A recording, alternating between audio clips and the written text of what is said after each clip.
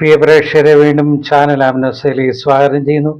ചരിത്രത്തിലൂടെ എന്ന ടൈറ്റിലിൽ മറ്റൊരു വ്യക്തിയെ ഞാൻ നിങ്ങളുടെ മുമ്പിൽ അവതരിപ്പിക്കുകയാണ്. ഇന്ത്യയുടെ രാഷ്ട്രീയ, സാമൂഹിക, മത സ്വാതന്ത്ര്യവുമായി ബന്ധപ്പെട്ട ചരിത്രങ്ങളിൽ സമുന്നതമായ സ്ഥാനം വഹിച്ചിട്ടുള്ള, അല്ലെങ്കിൽ ഇന്ത്യയുടെ സ്വാതന്ത്ര്യാനന്തരം പ്രശസ്തമായ ഒരു വ്യക്തിയാണ് Annie Besant. Reverend Frank Besant എന്ന വ്യക്തി ആംഗ്ലിക്കൻ സഭയിൽ ഒരു പുരോഹിതരായിരുന്നു. 1840 1917 കാലഘട്ടങ്ങളിൽ ഇംഗ്ലണ്ടിൽ വളരെ പ്രശസ്തവും ബൃഹത്തായ കുടുംബത്തിലെ ഒരു അംഗമായിരുന്നു അദ്ദേഹം. അക്കാലത്ത് ഏകദേശം 2000-ഓളം വരുന്ന അംഗങ്ങളുള്ള അതിബൃഹത്തായ ഒരു ഫാമിലി ട്രീ ആണ് അദ്ദേഹത്തിന്റെ ഭാര്യയായിരുന്നു ആനി ബെസന്റ്. റവറൻ ഫ്രാങ്ക് ബെസന്റിനെ ഇവിടെയുള്ള ചരിത്രകാരന്മാർക്കറിയാമെങ്കിലും സ്കൂൾ കോളേജിലൊക്കെ നമ്മൾ പഠിച്ചിരിക്കുന്നതല്ല ആനി ബെസന്റിനെ കുറിച്ചാണ്. എന്നാൽ ഞാൻ രണ്ടുപേരെ കൂടെയാണ് ഒരു ചരിത്രമാകുന്ന യാഥാർത്ഥ്യമുണ്ടാകുക. കാര്യകാരണങ്ങൾ ചേർന്നാണ് വിഷയങ്ങൾ അവതരിപ്പിക്കേണ്ടത്. ഏകപക്ഷീയമായി ചരിത്രം അവതരിപ്പിക്കുന്നതാണ് വികൃതമാകുന്നത്. വർത്തമാനകാല ഇന്ത്യൻ ചരിത്രവും ഇങ്ങനെയാണല്ലോ വികലമാക്കുന്നത്, യാഥാർത്ഥ്യമില്ലാത്തത്. അതുകൊണ്ട് ഇപ്പോൾ ഒരു പുരോഹിതനായിരിക്കെ തന്നെ ഇദ്ദേഹത്തെ വിവാഹം ചെയ്തു.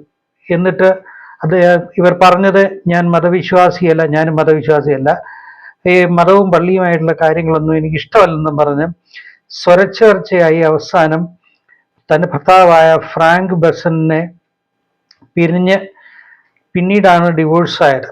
അതാണ് ആനി ബെസന്റ്. എന്നാൽ മതപരമായ കാര്യങ്ങൾ വിശ്വാസമില്ലായിരുന്നത് തെറ്റൊന്നുമല്ല, അത് ഓരോരുത്തരുടെ വ്യക്തിപരമായ കാര്യങ്ങളാണ്. അവസാനം നിരീശ്വരവാദത്തിലേക്ക് എത്തുകയും ചെയ്തു. അതാണ് ആനി ബെസന്റിന്റെ ലൈഫ് ട്രാക്ക്. ഇവർക്ക് ആർതർ ബെസന്റ് എന്നൊരു മകനും മേബിൾ എമിലി ബെസന്റ് എന്ന മകളുണ്ടായിരുന്നു. ഈ കൊമ്പന്റെ പുറകെ മോഴ പോവുക എന്ന് പറയുന്ന ഒരു മലയാളത്തിലൊരു പഴമൊഴി പോലെ അമ്മയുടെ പുറകെ മകളും അങ്ങനെയായി. ഇങ്ങനെ ഫ്രാങ്ക് ബെസന്റും ആനിയും തമ്മിൽ വേർതിരിഞ്ഞപ്പോൾ മകളായ മേബിൾ ആനിയുടെ കൂടെയായിരുന്നു താമസം. അതിനാൽ മകളും അമ്മയുടെ വഴിയെ തന്നെ സഞ്ചരിച്ച് മകളും വിവാഹാനന്തരം ഭർത്താവുമായി തെറ്റിപ്പിരിഞ്ഞ അമ്മയെപ്പോലെ തിയോസഫിസ്റ്റും കോഫ്രീമാഷനും റോസി ക്രൂഷ്യാനിസവുമായി മാറി. റോസി ക്രൂഷ്യാനിസം എന്ന് പറയുന്നത് എൻ്റെ 1-ാം പുസ്തകത്തിൽ അവരെക്കുറിച്ച് ഒരു സംഘടനയാണ്. വ്യത്യസ്തമായ മതങ്ങളിൽ സമന്വയിപ്പിച്ചതും സംഗീതത്തിലൂടെ ക്രിസ്തുവിനെ ആദരിക്കും. പാട്ടുകൃപാന നടത്തി, പാട്ടാവേശം നടത്തി. അതിൽ നിന്നാണ് പിന്നീട് നോർത്ത് അമേരിക്കയിലും യൂറോപ്പിലൊക്കെ പ്രചരിച്ച ജാസും മറ്റു തരത്തിലുള്ള ഫാസ്റ്റ് ടെമ്പർ സംഗീതത്തിൻ്റെയൊക്കെ ഉപജാതാക്കൾ ഇവരായിരുന്നു. എനിവേ ഇങ്ങനെ മാറി. ഇത് 1875 ഇങ്ങനെ ഞാൻ പറഞ്ഞു വരുന്ന ചരിത്രത്തെ നാഴ്വഴി കൂടിയാണ്. 1875 ന്യൂയോർക്കിൽ ഹെൻറി ഓൾക്കോട്ടും വില്യം കാൻഡ്രിഡ്ജും ബാർൺസ്കി എന്നിവർ ചേർന്നാണ് തിയോസഫിക്കൽ സൊസൈറ്റി ആദ്യമായി ലോകത്ത് സ്ഥാപിച്ചത്. പിന്നീട് അവർ ഇന്ത്യയിൽ അടയാറിൽ സ്ഥാപിച്ചാണ് തിയോസഫിക്കൽ സൊസൈറ്റി ഓഫ് ഇന്ത്യ. അതിൽ ഹെൻറി ഓൾക്കോട്ടും ആനി ബെസന്റുമായിരുന്നു അതിന്റെ ചുമതല നൽകിയത്. അപ്രതീക്ഷിതമായി ആനി ചാൾസ് സ്പ്രോളയുമായി ലണ്ടനിൽ കണ്ടുമുട്ടുകയും സെക്യുലറിസവും നിരീശ്വരത്വവും സമാനമായി കൊണ്ടുപോകുക എന്നൊരു ശ്രമം നടത്തി. ഈ ചാൾസ് സ്പ്രോളയെ കുറിച്ച് ഞാൻ മറ്റൊരു ഹിസ്റ്റോറിക്കൽ എപ്പിസോഡിൽ ഞാൻ കൊടുത്തിട്ടുണ്ട്. അത് ശ്രദ്ധിക്കേണ്ടവർ സ്ക്രോൾ ചെയ്ത് നോക്കുക. അപ്പോൾ ഇവർ തമ്മിൽ അപ്രതീക്ഷിതമായി കണ്ടുമുട്ടി. ഇവർ ഒന്നിച്ചു പാർക്കാനായി. അങ്ങനെ ഇംഗ്ലീഷ് പൗരനായിരിക്കുന്ന ചാൾസ് സ്പ്രോയും ആനി വിവാഹാനന്തരം പിരിഞ്ഞ് ഇവർ ഒന്നിച്ച് പാർക്കാൻ ആരംഭിച്ചു. ചാൾസ് നിലവിൽ അവിവാഹിതനും ആനി ഭർത്താവിനെ പിരിഞ്ഞവളുമാണ്. പക്ഷെ ഇവരുടെ ജീവിതം അധികകാലം നിലനിന്നില്ല. അമേരിക്കക്കാരനായ ജോർജ് ഹോളിയോക്ക് 1887 1906 എന്ന പത്രപ്രവർത്തകനാണ് 1851 സെക്യുലറിസം എന്ന പദത്തിന്റെ ഉപജ്ഞാതാവ്. മതേതരത്വം. ഇദ്ദേഹം past, present and future theology എന്നൊരു ഗ്രന്ഥം പ്രസിദ്ധീകരിക്കുകയും അതിനെ തുടർന്നുണ്ടായ പ്രശ്നങ്ങൾ നിമിത്തം ചില മാസങ്ങളിൽ ജയിലിൽ കിടക്കേണ്ടി വന്നു. അതിനിടയിലാണ് ചാൾസും ആനിയും ലണ്ടനിൽ വെച്ച് അമേരിക്കക്കാരനായ ജോർജ് ഹോളിയോക്കിനെ സന്ധിക്കുന്നതും ആ പരിചയമാണ് ചാൾസ് സെക്യുലർ സൊസൈറ്റി ലണ്ടനിൽ ആരംഭിക്കാൻ കാരണമായി തീർന്നത്. എന്നാൽ ദാരിദ്ര്യ നിർവ്വാചനത്തിനും സോഷ്യലിസം സഹായമല്ല എന്ന ചാൾസിന്റെ അഭിപ്രായം ആനി എതിർത്ത് സംസാരിക്കുകയും ഇതിനെ തുടർന്നുണ്ടായ സംവാദങ്ങളും സംഭവങ്ങളുമാണ് വ്യക്തി ജീവിതത്തിൽ ഇവർ തമ്മിൽ തെറ്റിപ്പിരിയാനിടയായത്. അങ്ങനെ ഹോം റൂൾ പ്രസ്ഥാനം ഇന്ത്യൻ നാഷണൽ കോൺഗ്രസിന്റെ പ്രസിഡന്റ് എന്ന നിലയിൽ ഇവർ അറിയപ്പെട്ടു തുടങ്ങി. അങ്ങനെ വളരെ ചെറിയ നിലയിൽ തന്നെ കുറേശ്ശെയായി ആനി ബെസന്റ് ഇന്ത്യൻ രാഷ്ട്രീയത്തിലും സാമൂഹ്യ നിലയിലും ഈ സ്വാതന്ത്ര്യവുമായി അനുബന്ധിച്ച ചില ഇതിലൊക്കെ ഇവർ അംഗമായി തീരുകയും പെട്ടെന്ന് ഇവർ ശ്രദ്ധാകേന്ദ്രമായി തീർന്നു. എന്നാൽ തിയോസഫിക്കൽ സൊസൈറ്റിക്കാരുമായിട്ടുള്ള ആനിയുടെ അടുപ്പം അവരെ ഹിന്ദുയിസത്തിലേക്കും അന്ധവിശ്വാസത്തിലേക്കും നയിച്ചു എന്നത് മറക്കരുത്. കാരണം ഞാനിത് ഓർപ്പിക്കുന്നത്, നല്ല വിദ്യാഭ്യാസമുള്ള സംസ്കാര സമ്പന്നമായ നല്ല കുടുംബ പശ്ചാത്തലമുള്ള ഒരു വ്യക്തിയെ വിവാഹം കഴിച്ച്, ഞാൻ പറഞ്ഞല്ലോ ഭയങ്കരമായ ഒരു വലിയ ഫാമിലിയിൽ ആംഗ്ലിക്കൻ സഭയുമായി ബന്ധപ്പെട്ട നല്ലൊരവസ്ഥയിൽ കിടന്ന ഒരു സ്ത്രീ മതവും മതവിശ്വാസവും വേണ്ടെന്ന് പറഞ്ഞ് ഭർത്താവിനെ ഉപേക്ഷിക്കാൻ കാരണമായി പറഞ്ഞ സ്ത്രീ ഇപ്പോൾ ഇവർ ഹിന്ദുയിസത്തിലേക്ക് പോയത് മാത്രമല്ല അന്ധവിശ്വാസിയായി തീർന്നു. ബട്ട് ഒരു ഡ്രോബാക്ക്, മനുഷ്യന് പുരോഗതിയാണ് വേണ്ടത്, അധോഗതിയല്ല. സാംസ്കാരികമായും വർത്തമാനകാല ഇന്ത്യൻ ചരിത്രം ഇപ്പോൾ നോക്കിയാൽ ഉന്നത വിദ്യാഭ്യാസമുണ്ടെന്ന് പറയുന്നവർ ഡോക്ടർമാർ പ്രതിമകളെ സ്റ്റെതസ്കോപ്പ് വെച്ച് നോക്കുന്നു, ചാണകം തിന്നും ഗോമൂത്രം കഴിക്കുന്നു, ചാണകത്തിൽ സ്വർണ്ണ നിക്ഷേപം ഉണ്ടെന്നും ചാണകം കഴിച്ച ശരീരത്തിന് ഏറ്റവും നല്ലതാണെന്നൊക്കെ പറയുമ്പോൾ ലോകം ഇത് ഇന്റർനെറ്റ് യുഗത്തിൽ പല രാജ്യക്കാരും ഇന്ത്യക്കാരുടെ മൗഢ്യമായ പ്രവൃത്തികൾ ഒപ്പിയെടുത്ത് അത് യൂട്യൂബിലും മറ്റ് ചാനലുകളിലും ന്യൂസ് ചാനലിലൊക്കെ ടെലികാസ്റ്റ് ചെയ്യുമ്പം ഇന്ത്യക്കാരനായി ജനിച്ചു പോയാൽ അധികമായി ലജ്ജിക്കുകയും ദുഃഖിക്കുകയും ചെയ്യുന്നത് നിങ്ങൾ എന്നോട് പരിതപിക്കരുത്. ഞാൻ എൻ്റെ കാര്യം പറഞ്ഞത് എന്നോട് യോജിക്കുകയോ വിയോജിക്കുകയോ നിങ്ങളുടെ വ്യക്തിപരമായ കാര്യം. അപ്പോൾ ഭർത്താവിനെ ഉപേക്ഷിച്ച് ഇപ്പോൾ ഹിന്ദുവായി മാറി.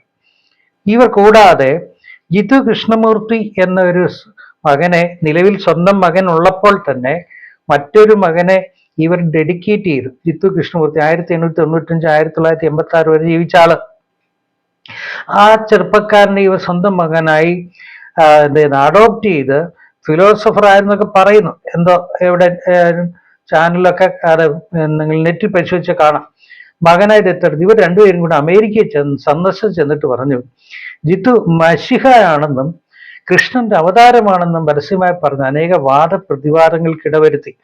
Annie London school of board അംഗം, സോഷ്യലിസ്റ്റ്, തിയോസഫിസ്റ്റ്, ഫെമിനിസ്റ്റ്, എഴുത്തുകാരി എന്നിങ്ങനെ പല നിലയിൽ ശോഭിച്ച സ്ത്രീയാണെങ്കിൽ ഇടയ്ക്ക് ഞാനൊന്ന് പറയട്ടെ, നിങ്ങൾ വിവാഹം കഴിക്കുകയോ കഴിക്കാതിരിക്കുകയോ നിങ്ങളുടെ വ്യക്തിപരമായ താല്പര്യം, അതിനകത്ത് മറ്റൊരാൾക്ക് അഭിപ്രായം പറയാൻ അവകാശവും അധികാരമില്ല.